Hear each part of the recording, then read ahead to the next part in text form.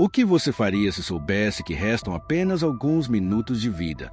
Tentaria pedir perdão, mudar algo ou simplesmente aceitava o que está por vir, acreditando que tudo acaba aqui? E se, depois da morte, você descobrisse que um erro que ignorou durante toda a vida estava lhe conduzindo a um destino irrevogável? Você acredita na vida após a morte? Comente sim ou não antes de continuar. Joaquim Velasquez teve tudo o que sempre quis: dinheiro, poder e mulheres. Passou a vida achando que podia comprar tudo e que não devia nada a ninguém. Família, amor e perdão nunca foram suas prioridades. Agora, aos 64 anos, morando sozinho em uma cobertura luxuosa em Madrid, ele não se preocupava com o amanhã. Seu império imobiliário prosperava, sua conta bancária estava recheada.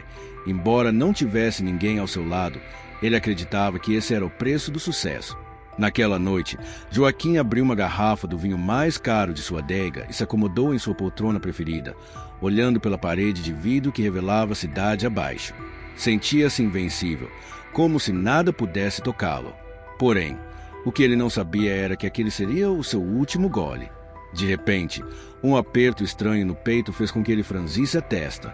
Tentou ignorar, achando que poderia ser cansaço ou até o efeito do vinho. Mas logo veio a dor. Um choque intenso atravessou seu braço esquerdo, subiu pelo pescoço e invadiu sua cabeça, como se uma corrente elétrica percorresse seu corpo. Seu corpo escorregou da poltrona e a taça de vinho caiu, estilhaçando no chão. Ele tentou respirar, mas o ar não vinha.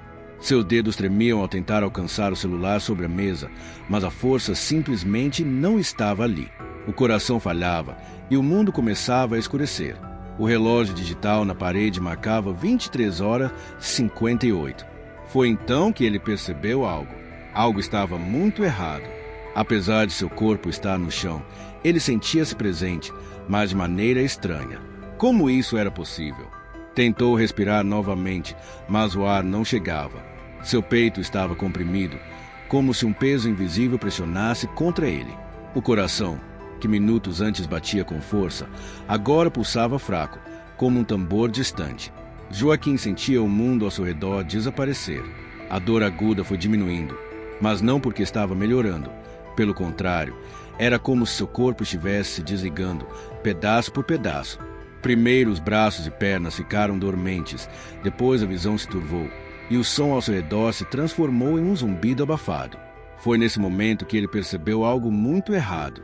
Em um segundo, estava ali, caído no chão, sentindo o frio do mármore sob sua pele.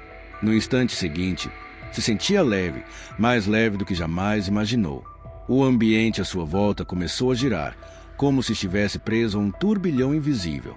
Sua visão, que deveria estar escurecendo, ficou mais nítida, mas não da maneira esperada.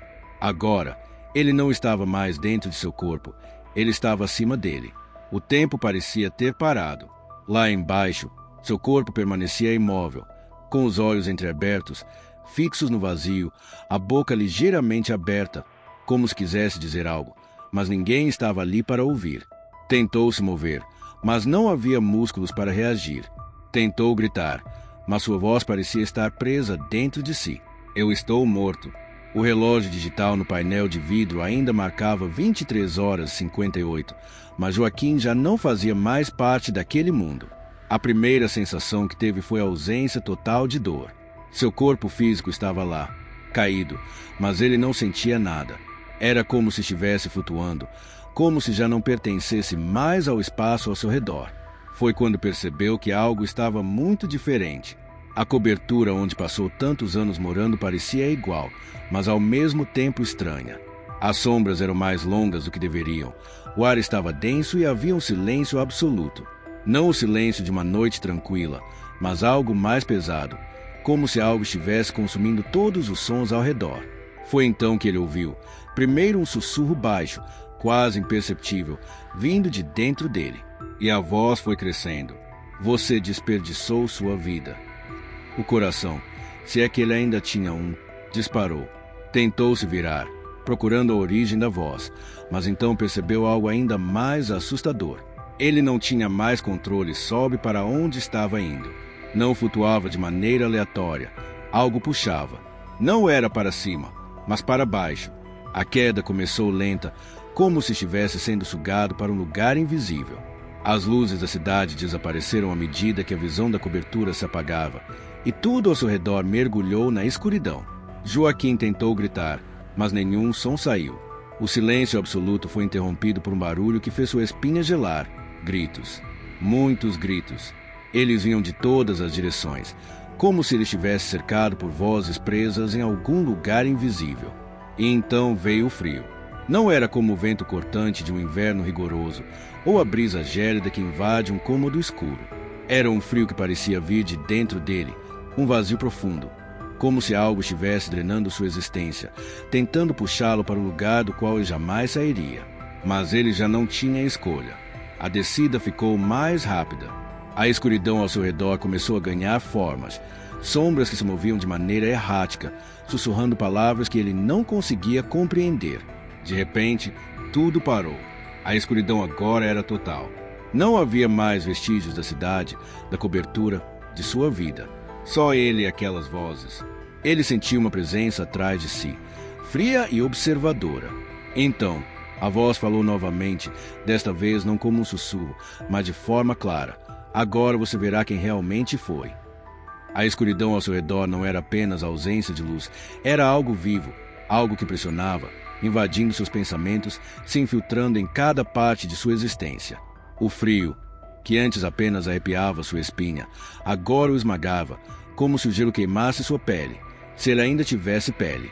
Joaquim tentou se mover, mas não havia chão, teto ou qualquer coisa sólida. Só o vazio.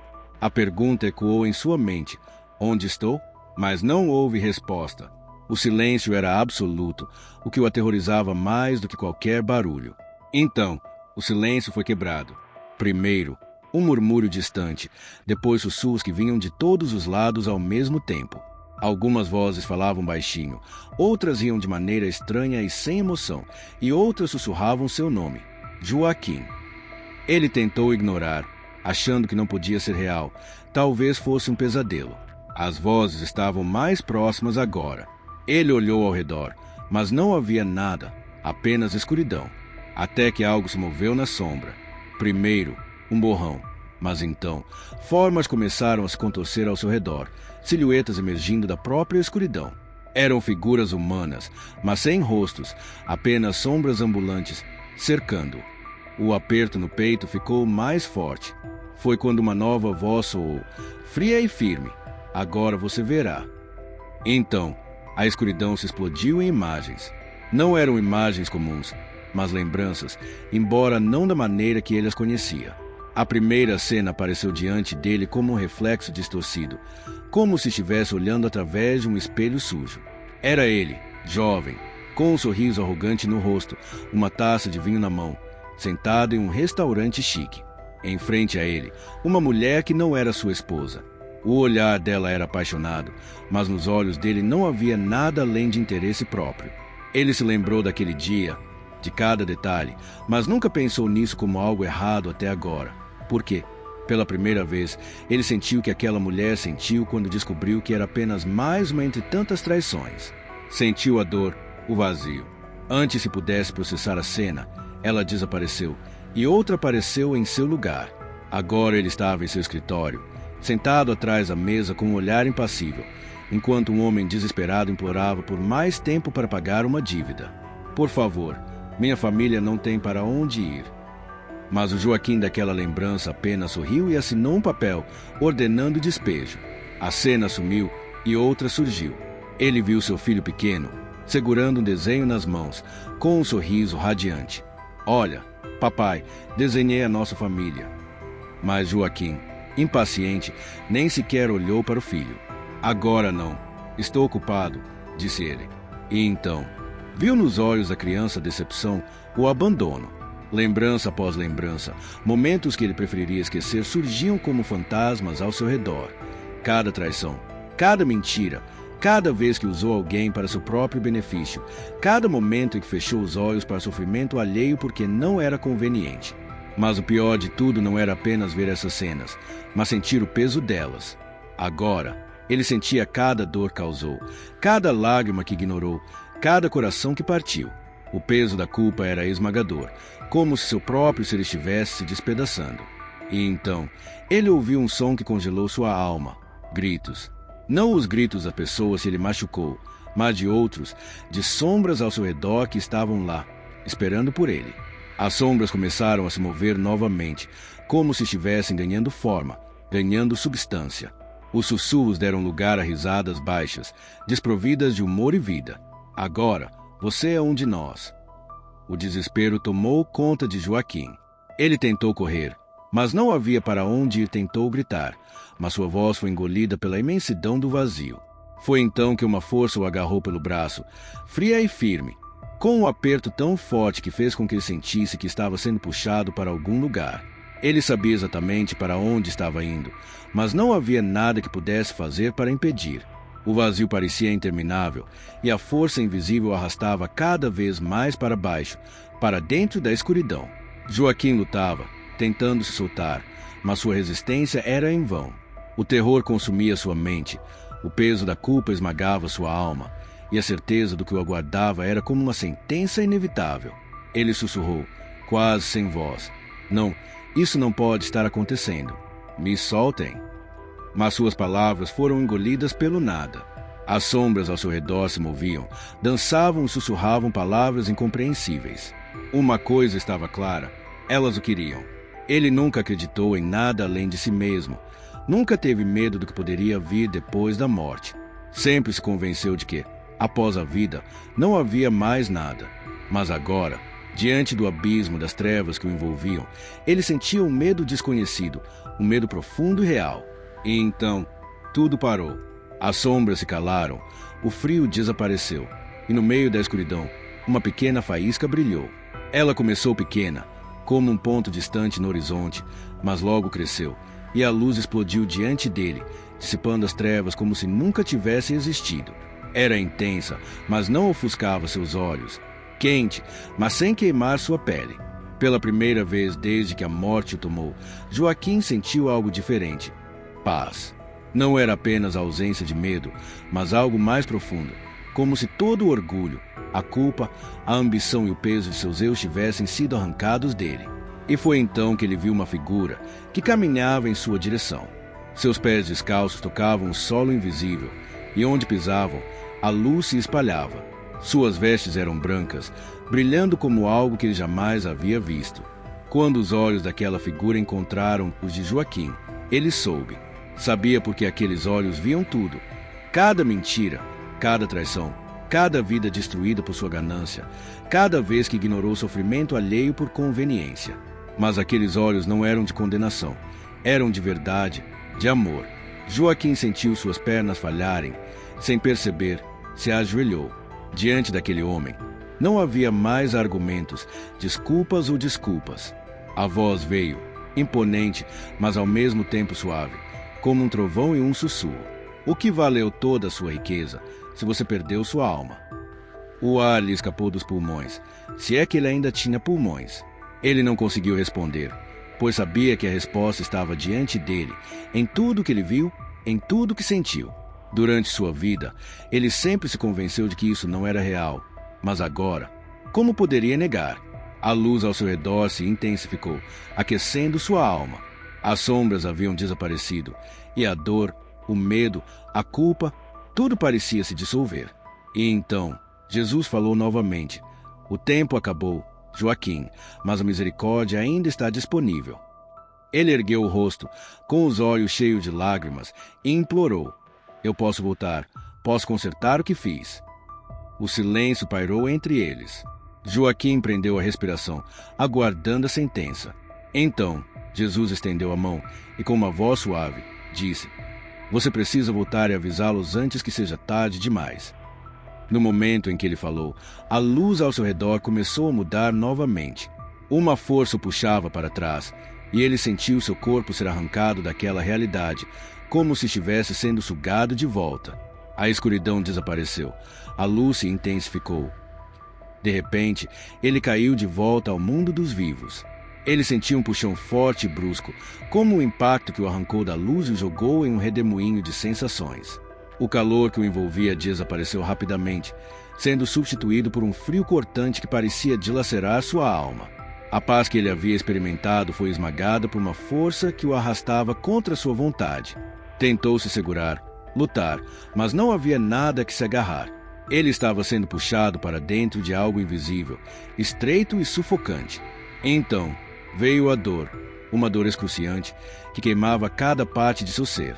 De repente, o som, um bip constante, vozes agitadas, o cheiro de álcool e remédios e a luz branca de uma lâmpada forte piscando contra seus olhos.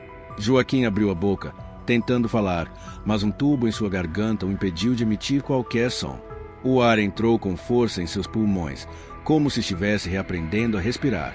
Pessoas corriam ao redor, médicos e enfermeiros, alguém verificando seus sinais vitais. Ele estava confuso, tentando processar o que estava acontecendo. Piscou várias vezes, tentando focar, mas tudo parecia nebuloso. O que havia acontecido? Lentamente, seu cérebro conectava as peças, o infarto, a escuridão, as sombras, Jesus. A lembrança o atingiu como um raio. Ele havia morrido, mas agora estava de volta. Porém, algo estava errado, muito errado. Os dias seguintes foram um borrão. Médicos vinham e iam, testando sua memória, monitorando seu coração. Diziam que era um milagre, que ele havia estado morto por quase 30 minutos. Contra todas as probabilidades, voltou sem danos cerebrais. Mas Joaquim sabia que não voltou sozinho. Algo estava com ele. A primeira vez que percebeu isso foi na terceira noite após acordar. O quarto do hospital estava escuro, iluminado apenas pela luz fraca do monitor cardíaco. Tentou dormir, mas uma sensação estranha tomou conta de seu corpo, como se estivesse sendo observado. No canto do quarto, perto da porta, havia uma sombra. Não tinha forma definida, mas estava lá, presente. Ele prendeu a respiração, tentando convencer a si mesmo de que era apenas sua imaginação, o efeito dos remédios. Mas a sombra se moveu, lentamente, como se soubesse que ele a estava vendo. Um calafrio percorreu sua espinha. Ele fechou os olhos, tentando ignorar, dizendo para si mesmo que não estava acontecendo. Quando abriu os olhos novamente, a sombra não estava mais lá, mas sentia sua presença, aguardando. Os pesadelos começaram logo depois. Toda vez que fechava os olhos, era arrastado de volta para a escuridão. As vozes, o som de risos, o sussurro dizendo seu nome. Ele acordava no meio da noite, ofegante, com o corpo encharcado de suor. Mas o pior não era o medo. Era a sensação de que algo puxava de volta a cada vez que dormia, como se estivesse sendo engolido por completo. E toda vez, acordava segundos antes de ser consumido por aquela escuridão. Uma noite, acordou com um peso sobre o peito. O ar não entrava. Tentou se mover, mas algo pressionava contra a cama. Seus olhos se arregalaram, e então viu uma silhueta sobre ele. Era uma forma escura, sem rosto, sem contornos definidos, mas real. Ela o observava, e então começou a sussurrar palavras que não faziam sentido, mas se ressoavam em sua mente como trovões. Você não deveria ter voltado. O desespero tomou conta de Joaquim. Tentou gritar, se livrar daquilo, mas seu corpo não respondia. Foi então que o nome de Jesus surgiu em sua mente, como um clarão. Ele tentou pronunciar, mas sua boca não se movia. Pensou consigo mesmo, Jesus, me ajude. A sombra encolheu, o peso sobre seu peito diminuiu, e, num último sussurro, desapareceu. O ar voltou a entrar em seus pulmões, e ele se sentou na cama, ofegante, com o coração batendo descontroladamente. Ele sabia o que estava acontecendo. Eles não querem que eu fale. Eles não querem que eu conte o que vi. Eles querem me impedir, pensou. Mas já era tarde, porque ele sabia a verdade, e o pior ainda estava por vir. Após aquela experiência, Joaquim nunca mais foi o mesmo. Tudo parecia diferente. O ar estava mais denso, os sons mais claros, as palavras pesavam de uma maneira que ele nunca havia percebido. Era como se um véu tivesse sido tirado de seus olhos, revelando um mundo que sempre estivera ali, mas que ele se recusava a enxergar. Nos primeiros dias após sair do hospital, ele permaneceu em silêncio. O médico disse que era normal, que muitas pessoas que passavam por experiências de quase morte ficavam mais introspectivas. Mas ninguém sabia o que ele realmente havia visto. Como poderia explicar? Como poderia contar a alguém que viu o outro lado, que sentiu na pele o peso de seus pecados? Ele esteve à beira de ser consumido pela escuridão, mas algo muito maior do que sua compreensão o salvou. Tentou, de todas as formas, esquecer. Tentou convencer a si mesmo de que tudo não passava de um delírio ou efeito colateral de uma morte temporária. No entanto, ele sabia a verdade, pois todas as noites, ao fechar os olhos, ouvia as palavras: "Você precisa avisá-los antes que seja tarde demais." Nos primeiros dias, foi difícil. Ele se viu diante de um espelho, encarando seu próprio reflexo, e pela primeira vez não gostou do que viu. O homem arrogante, que sempre teve controle sobre tudo, agora estava frente a uma realidade que não podia manipular. Seus negócios, seu dinheiro, seu poder, nada disso tinha mais valor. E ele sabia exatamente por onde começar a mudança. A primeira coisa que fez foi ligar para sua ex-esposa. Ela demorou a atender, e quando reconheceu sua voz, hesitou. Anos de decepções e traições haviam deixado cicatrizes profundas. "O que você quer, Joaquim?" A pergunta veio seca, carregada de ressentimento. Ele engoliu em seco. Pela primeira vez em muitos anos, ele não tinha uma resposta pronta. Não havia desculpas, justificativas ou argumentos. Então, fez algo que nunca havia feito. "Eu só quero pedir perdão." O silêncio do outro lado da linha foi mais ensurdecedor do que qualquer palavra. "Eu sei que isso não muda nada. Sei que errei, mas preciso que você saiba. Eu vi coisas que mudaram tudo. Vi quem eu fui e não posso mais ser essa pessoa." A conversa foi curta, mas pela primeira vez, ele sentiu que algo dentro dele havia começado a mudar. Nos dias seguintes, Joaquim revisou contratos, desfez negócios que antes eram fundamentais. Começou a procurar pessoas que prejudicou. Foi atrás de ex-funcionários, se demitiu injustamente, procurou os filhos que mal conhecia. E, a cada vez que se abria, a cada vez que confessava seus erros, sentia a culpa sendo diluída aos poucos. Mas ele sabia que não era o suficiente. Mudar sua vida não bastava. Ele precisava contar ao mundo o que havia vivido, pois o que passou não era só para ele. Começou a escrever, inicialmente apenas frases soltas, tentando organizar as memórias que voltavam com força. Depois, passou a contar sua experiência a quem quisesse ouvir. Primeiro para amigos próximos, depois para estranhos. Alguns o chamaram de louco, outros disseram que era um efeito dos remédios ou da falta de oxigênio no cérebro durante a parada cardíaca. No entanto, alguns ouviram, e esses nunca mais foram os mesmos. Logo, ele foi convidado para compartilhar seu testemunho. Começou a falar em grupos pequenos, e depois em lugares maiores. A cada vez que contava sua história, sentia a mesma presença ao seu lado, aquela luz, aquela voz que o chamou pelo nome na escuridão. Ele sabia que estava fazendo o que precisava ser feito, que agora compreendia sua missão. Pela primeira vez, sentiu paz. Mas ele sabia que a jornada ainda não tinha terminado. Se há algo que Joaquim aprendeu, é que ninguém está preparado para o que vem depois. A questão não é se esse momento vai chegar, mas quando. E quando chegar, será que você estará preparado? Ainda há tempo para escolher. Ainda há tempo para mudar sua história. Porque no final, não há riqueza, poder ou conquista que possa pagar o preço de uma alma perdida. Se esta história tocou seu coração, compartilhe este vídeo para que mais pessoas possam ouvir este alerta. Mas esta não é a única experiência impactante. No próximo vídeo, você verá algo ainda mais impressionante.